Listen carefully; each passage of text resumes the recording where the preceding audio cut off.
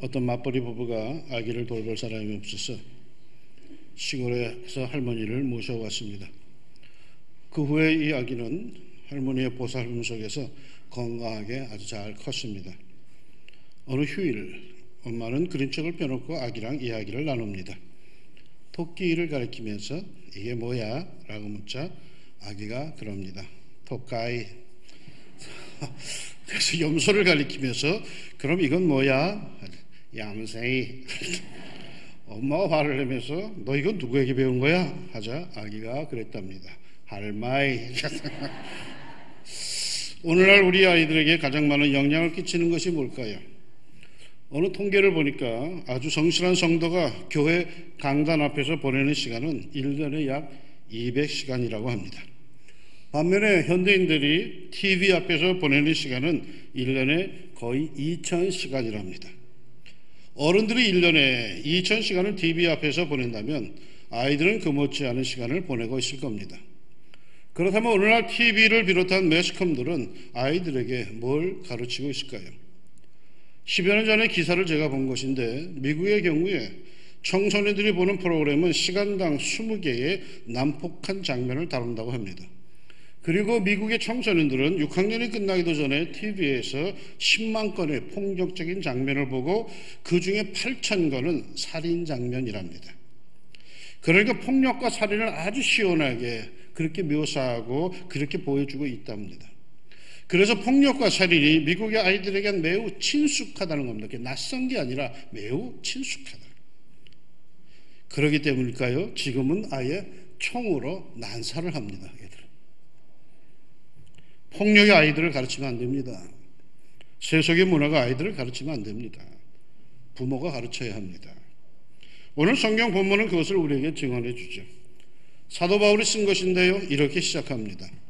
내가 밤낮 간구하는 가운데 쉬지 않고 너를 생각하여 청결한 양심으로 조상적부터 섬겨오는 하나님께 감사하고. 이 인사 중에 이러한 표현이 나옵니다. 청결한 양심으로 조상적부터 섬겨오는 하나님께 감사하고.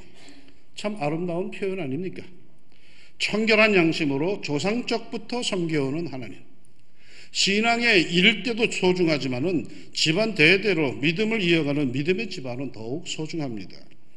은혜 받고 불같이 일어나는 화끈한 신앙인도 귀중하지만 이 세상에 생기기도 전에 엄마 아빠의 기도와 간절한 바람 속에 잉태되어 그 엄마의 태중에서 늘 믿음의 어른들 가족의 축복의 기도 속에 자라고 마침내 이 세상에 태어났을 때 주의 사자로부터 흠뻑 축복을 받고 믿음의 어른들로부터 늘 기도를 받고 자라는 모태 신앙자들은 귀하고도 귀한 성도들입니다.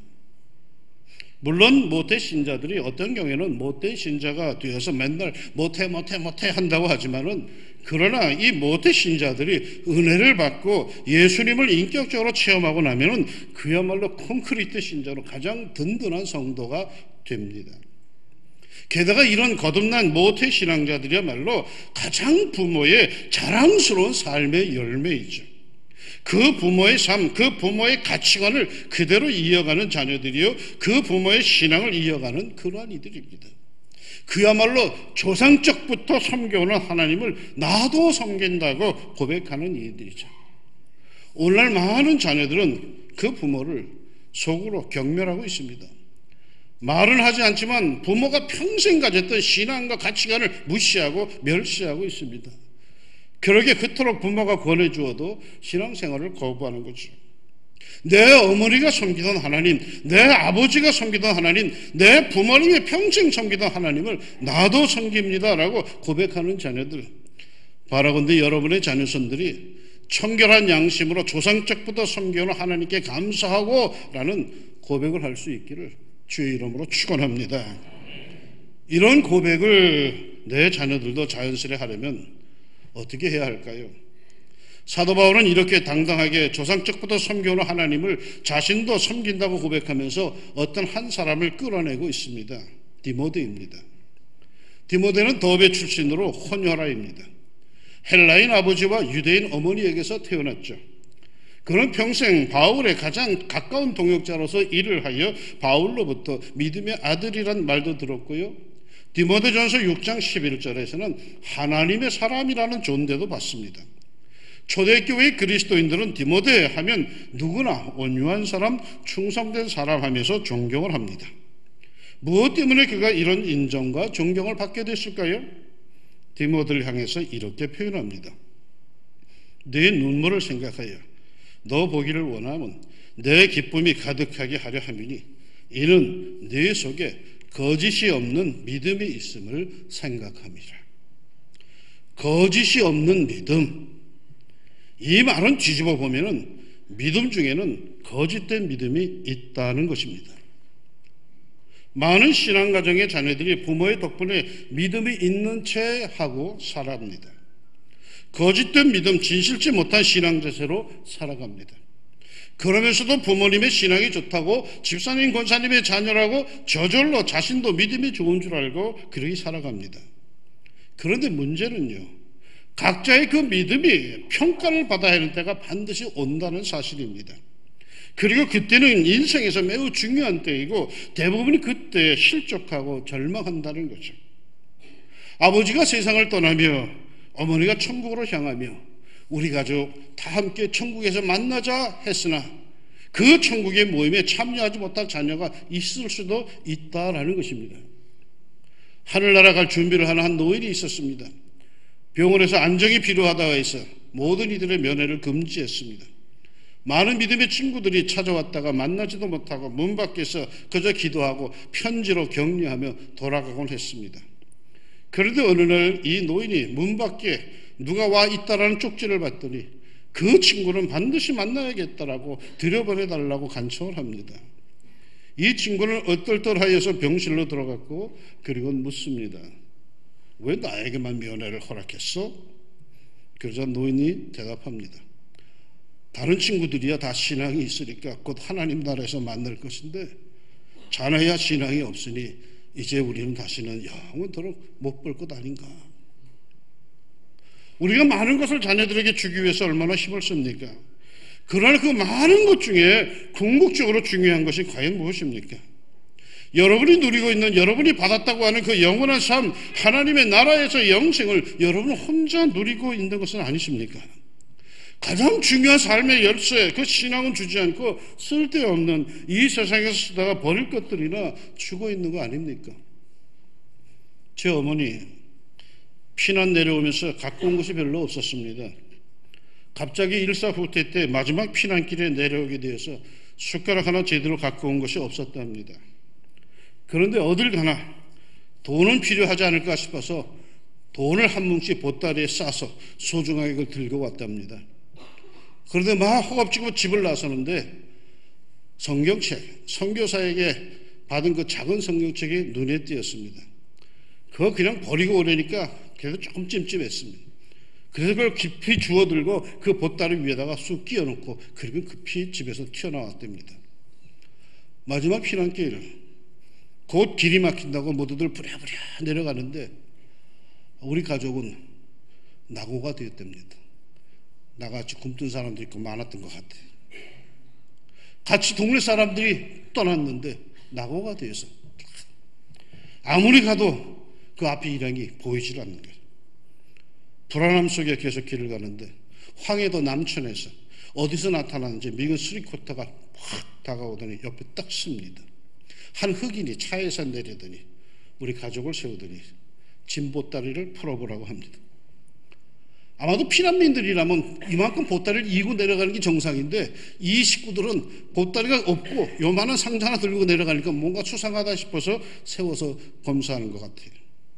보따리를 풀라고.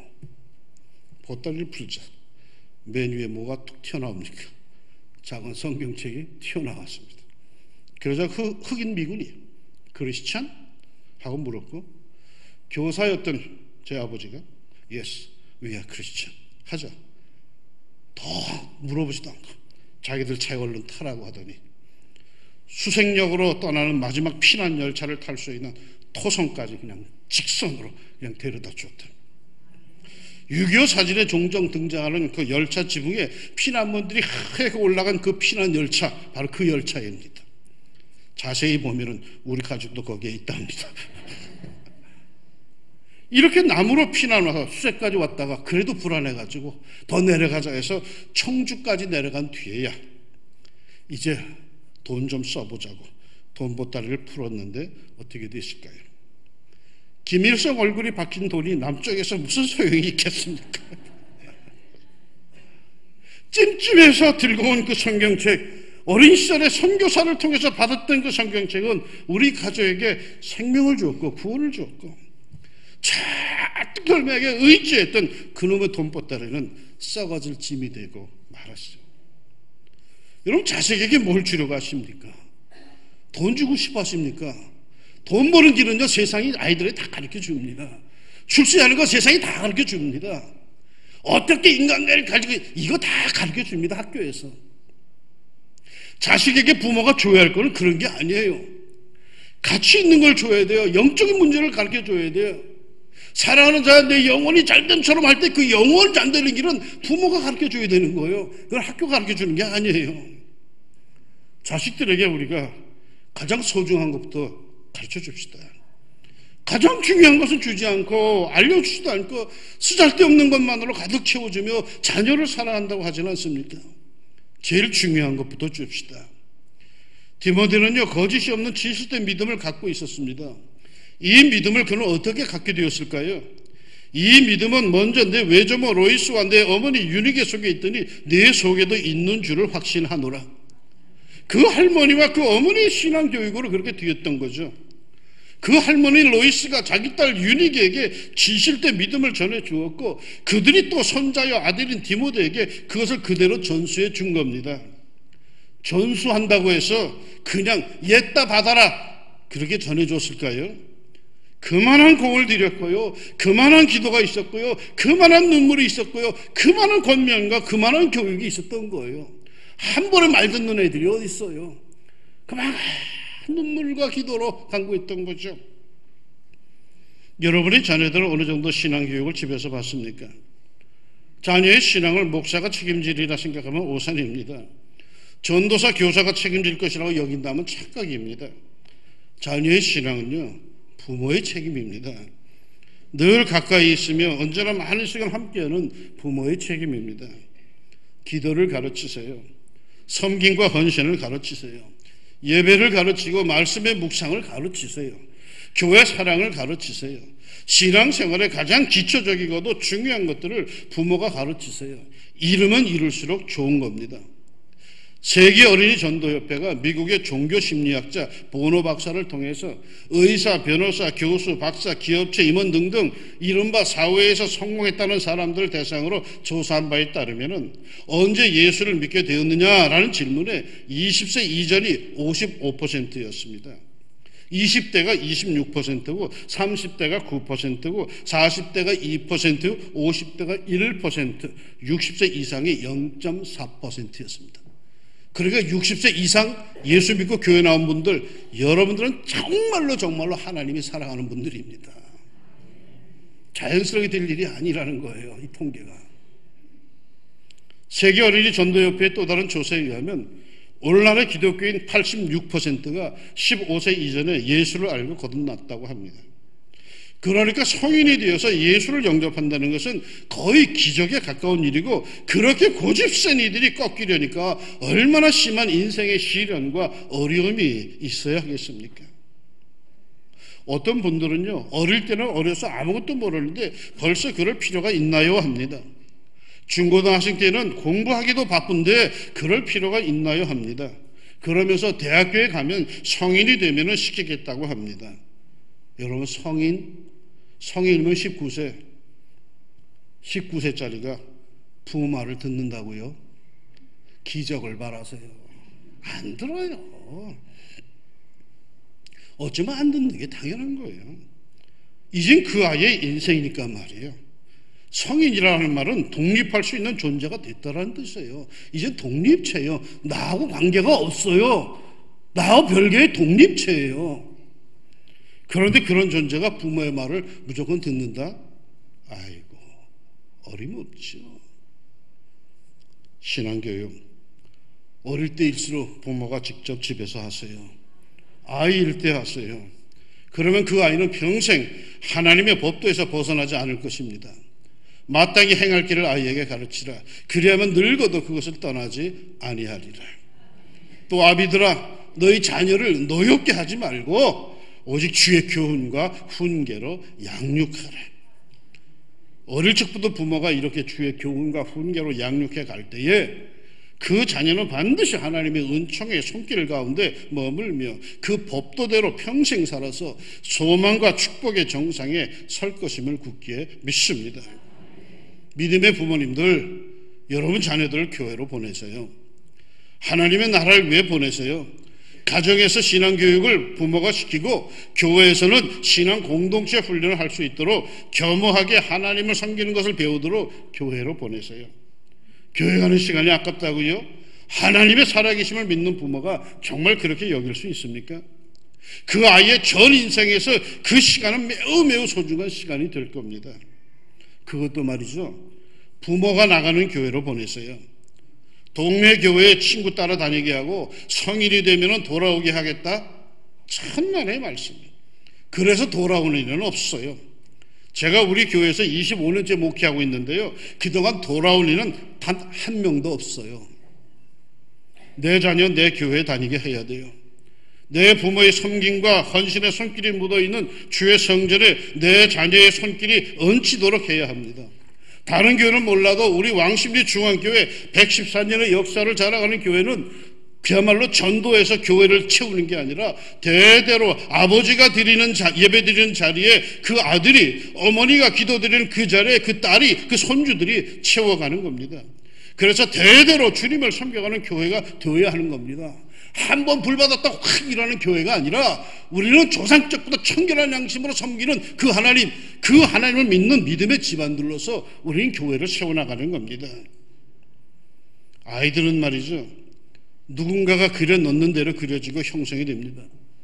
친구 잘못 사귀어서 인생 버렸다는 이도 있고요, 선생님 잘못 만나서 아이를 망쳤다는 부모도 있습니다. 사실입니다. 그러면 누가 여러분의 아이의 스승이 되기를 정말 원하십니까? 신앙교육은 부모가 하는 겁니다. 여러분의 인생관과 가치관과 더불어 신앙까지 정성스레 자신이 자기 자녀에게 가르치는 겁니다. 정말 살아가는데 가장 소중한 기본은 부모가 가르치는 거예요. 그 누가 책임 못 져요. 부디 여러분의 가르침 속에 하나님과 사람에게 인정과 칭찬과 존귀 여김을 받는, 그러면서 청결한 양심으로 조상적부터 섬기는 하나님을 나도 섬긴다는 자녀들이 쏟아져 나오기를 바랍니다. 여러분이 하나님 앞에 갔을 때 여러분의 자녀들의 손을 잡고 주님 앞에 이끌어 가서 자신 있게 말이에요, 주님, 내 자녀입니다, 이렇게 고백할 수 있는 믿음의 부모들이 되시기를 우리 주님의 이름으로 축원합니다. 기도합시다. 하나님, 자녀가 귀하지 않은 부모가 어디 있겠습니까? 그저 끊임없이 뭔가를 해주고 싶어하는 것이 부모의 심정인데, 그렇게 많은 걸 해주고 싶은데, 그런데 정작 가장 중요한 것, 정말 가장 중요한 건, 내가 이 땅에서 사라져도 내 아이가 이 세상을 이길 수 있는 가장 중요한 것, 그 영혼을 위한 가장 소중한 가르침은 과연 주고 있는지, 하나님, 내 자식들은 나보다도 하나님을 잘 알기를 원하고, 내 아들과 내 딸은 나보다도 하나님께 헌신하기를 원하고, 내 손주들은 나보다도 하나님께 큰 축복받기를 원합니다. 나보다도 하나님께 쓰임받기를 원하고, 정말로 사람들이 나를 볼 때, 내 자식들을 볼 때, 아, 누구의 자녀구나, 과연 그 믿음이 저들의 삶 속에 있다라고, 저들의 헌신 속에 있다고, 모두가 다 그 믿음의 어른들의 모습을 볼 수 있는, 참으로 청결한 양심으로 주님을 섬기는 믿음의 자녀손들, 그 집안들을 이루어가게 하여 주시옵소서. 오늘은 어린이 주일이라고 자녀들을 생각합니다. 세상의 것들을 주려고 애쓰기보다도 정말 세상이 주지 못하는 가장 소중한 아름다운 것들, 그 영혼을 위한 것들을 우리 부모들이, 믿음의 부모들이 축복하며 기도하며 가르칠 수 있는 좋은 믿음의 집안들이 되게 하여 주옵소서. 예수님의 이름으로 기도합니다. 아멘.